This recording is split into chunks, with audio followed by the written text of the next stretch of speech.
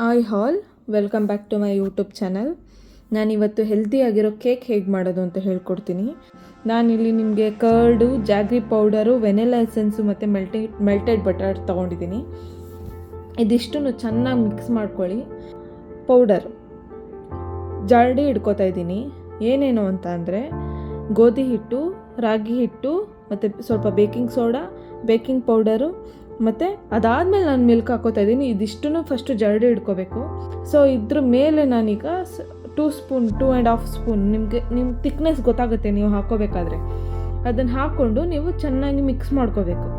ಮತ್ತೆ ಹಾಕ್ಕೊಂಡು ನಾನಿಲ್ಲಿ ಮಿಕ್ಸ್ ಮಾಡ್ಕೋತೀನಿ. ಏನಕ್ಕೆ ಗಟ್ಟಿ ಆಗುತ್ತೆ.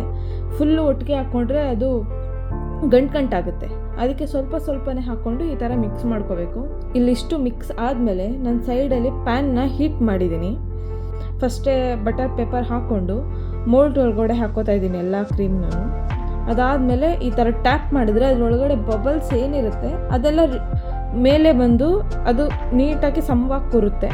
ಸೊ ನೋಡ್ಬೋದು ಈಗ ಕೇಕ್ ಎಲ್ಲ ಆಗಿದೆ. ಅದು ಕೇಕದು ತೊಗೊಳೋದು ವೀಡಿಯೋ ಮಾಡೋಕ್ಕಾಗಲಿಲ್ಲ.